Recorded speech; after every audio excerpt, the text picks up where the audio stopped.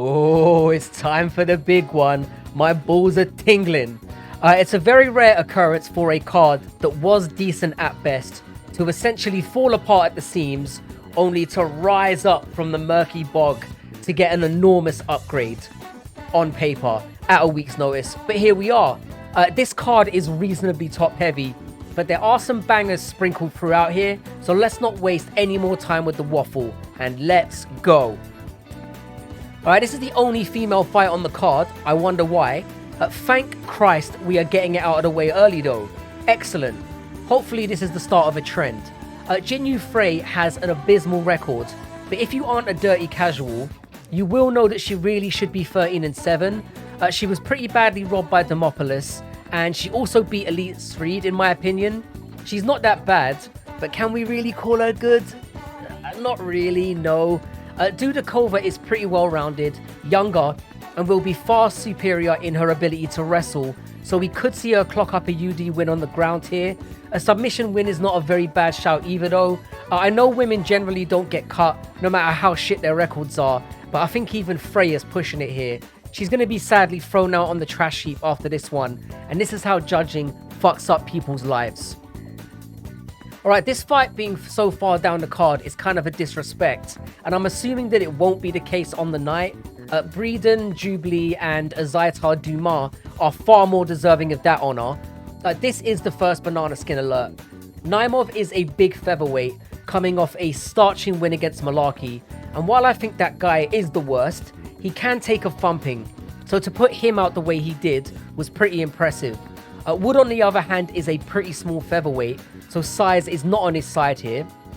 He is far more technical and defensively responsible than Naimov though, and should be the more explosive grappler. I'm expecting this one to be close and highly entertaining. My official pick though is that this one sees the third round. I do think Wood's high guard will keep him safe from a KO, and I think he outworks Naimov to get it.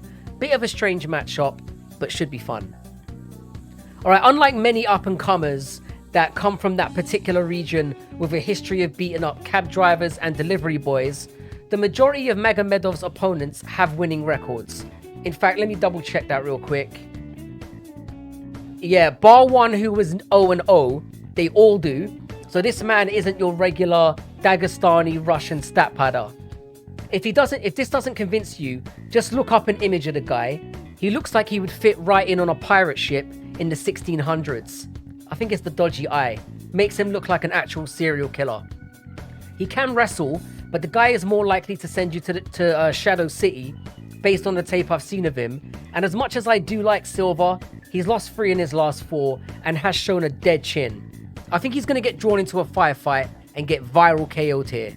Magomedov has seen a third round a few times as well, so his cardio should hold off if it comes to that.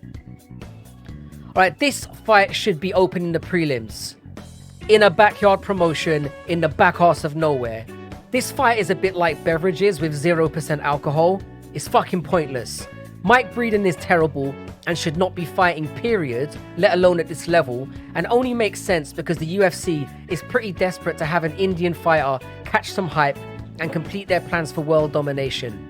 Evil fucks. I do think Jubli is not very good, and his fraud check will come as soon as he fights someone decent, but today is not going to be that day. He's been given the layup of layups here, and despite how mid he is, I can see him landing a KO shot, possibly by a head kick. Breeden is shit. Right, you're beginning to see what I mean when I suggested earlier that this card is pretty top heavy. Sheesh. Anyway, I'm not convinced by Cedric Dumas, who did look decent on the regionals and well-rounded, but that was against absolute cans and his ex-girlfriend, and his only UFC win came against Cody Brundage, who is quite literally the biggest pussy in the sport, so this has done fuck all to convince me that he belongs here. Trouble is, Azaitar is nothing to write home about either. He's far more inactive, older, and coming off a loss against Barrio about 2 years ago. Azaitar has decent takedown defense and comes with more volume, so there is a chance that he catches Dumas.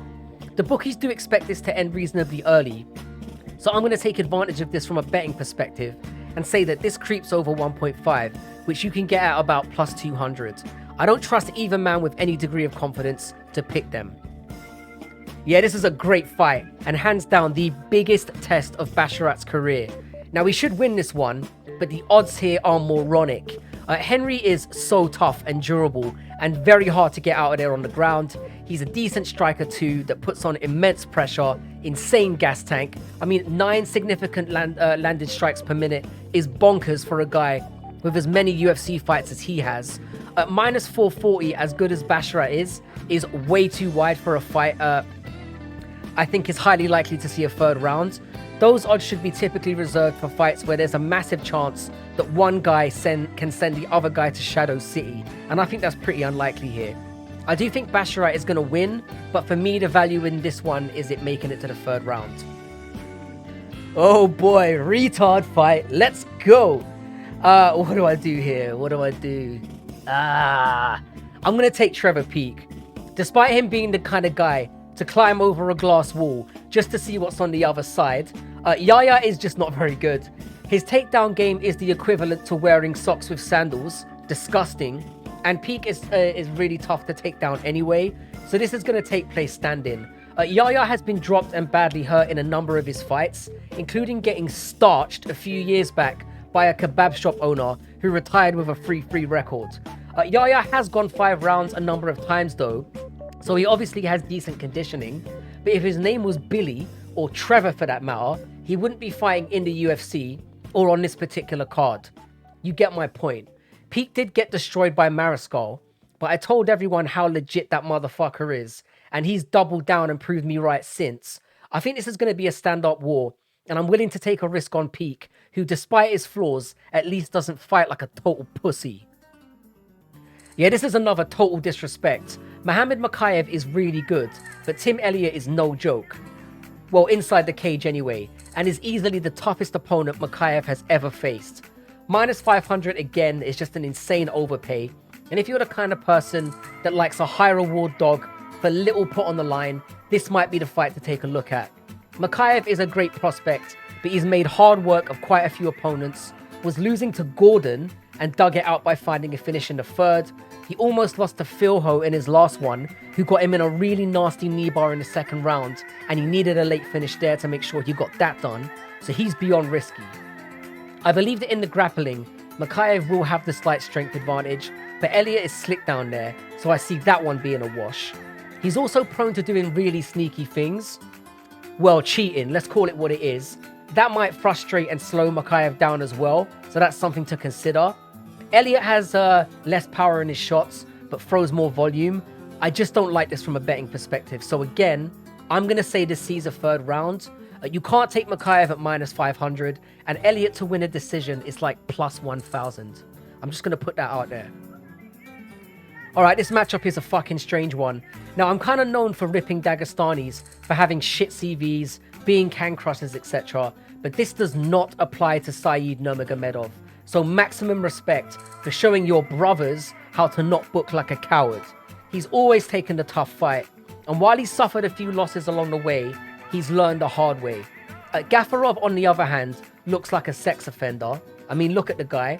And more relevantly, has some really poor losses recently on his record against guys that are just not on Saeed's level. Minus 230 is very decent for a parlay fluffer on this man, and I'm personally going to be including it in mine. He is more slick wherever the fight goes, and I think he can get it done in a variety of ways. Oh yeah, I forgot about this one, to be honest. I'm going to take Aliskerov, of course. His UFC debut was against Phil Hawes, and despite getting a devastating KO win at the midpoint of the first round, he did look kind of sloppy before it happened, and it was Phil Hawes. He's at risk of getting KO'd biting down on a sandwich too hard. Maybe it was opening day nerves, but just something to think about. Warley Alves, he's a bit of a journeyman at this point, but he's fought good competition, including giving Colby his first loss, and he did look okay against Dalby. The split decision loss was bullshit, he did clearly lose, but he showed he can hang at least. Odd matchup at this stage of their careers. Warley has lost 4 of his last 6, and well, he's a welterweight. Not sure I understand the booking on this one. Alright, maybe I do. He's being chucked in to lose, obviously. If Aliskerov does lose this one, fuck him. This is an early Christmas gift. Alright, my man Johnny Walker. the man who lays more pipe than an Arabian oil baron, squares up against the soy crybaby. He threw in the funniest bitch fit I've ever seen after a fight. Now, I'm just going to be clear here. I want the legendary dick slinger to win. It's just not very likely, is it? Now, there is a chance that Walker could smack him and drop him. Magomedov has been clipped in the past, but the crybaby is a competent striker, and if he can get Walker to the ground, he's pretty much fucked. Ankalaev is far more technical, and if you are picking Walker, you're basically praying for a Hail Mary, which is never the smartest way to lay money. Part of me thinks Walker will clap him and have us all like on the edge of our seats, but that ultimately he gets smashed, and submitted on the ground. Alright, now we're getting into it. This is a really tough one. So all the talk about Usman jumping off the couch is probably wide of the mark. He's not a retarded guy. He has been in the gym preparing for a whole host of other bouts and is not the kind of guy to jump in if he's completely unprepared. This is basically it for him. Sink or swim. The key for Usman in this one is going to be establishing that stinging jab. And while the technique of it has been greatly exaggerated, it has proven to be an effective weapon, and Chimaev really struggled with it against Burns in particular. Now, Chimaev has negated this issue when he goes to what makes him look unstoppable and spam into takedowns. But the issue for me is that he's not only shown, it's only kind of shown to work when he can land a takedown, beat someone up and get them out of there in the first round. How likely is he to do that against Usman? I worry for him. If I'm being honest, I think Chimaev's going to dominate the first round and then completely gas, struggle to get takedowns after that, and we end up with a scrap in the last two. With Usman having the superior gas tank, I think Chimaev's going to win the first round, Usman's going to win the third, and the second's going to be really contentious. I reckon we get a split decision, with Chimaev getting the nod, causing another Twitter meltdown. For that reason, take this one to go the distance. If this was a 5-rounder, I honestly believe Usman would wear him down and smash him. I'm going to get shit for this, but I think Chimaev is overrated. Alright, speaking of heroes jumping off the couch to save the day, I can't believe we are getting this fight again so soon. Now, a lot of people are calling Volkanovski brain dead for taking this too early, but honestly, there are no guarantees in MMA, and you have to take these legacy-defining fights when they come along. I'm picking Volkanovski for one simple reason. Well, several actually, but we don't have all day. This man has GOAT-level IQ. Regardless of what's being said about him coming off the couch and the surgery, which is a concern of course, Alex strikes me as the kind of guy who has already painstakingly analysed every detail about that fight and is going to be mentally more prepared for Makhachev this time around. As the fight came to a close last time, he also appeared to have figured Makhachev out, ending in a dominant position. Makhachev has been criticised in the past within his circle for not training hard enough and taking his opponents lightly. So what do you think he was up to in training, preparing for a dude that he smashed with ease the first time in Oliveira? I just have a feeling he's going to get caught cold here. Islam is very good, but I firmly believe that Volkanovski is the best fighter in the world right now. It's shit or get off the pot, and I think he's going to beat Islam and enter the GOAT debate alongside Bones and Mighty Mouse. Alright, so this is the official roundup. I've got Dudakova money line over 2.5 in both Wood, Naimov, and Elliot, Mokaev as my moderately confident picks to go along with the Volkanovski money line. The ones in green are obviously the ones I'm the most confident about. I particularly like Nurmagomedov, as I think that's really good value. And then the peak money line is pretty low confidence, but I think he should get it done. Alright, as always, you know what the record is. I'm an absolute legend in the game at this point. I will see all of you during the week for some news updates. I'm trying to do those more regularly. And of course, God willing, I'll be back on Saturday to respond to this card. I'm so hyped for this one.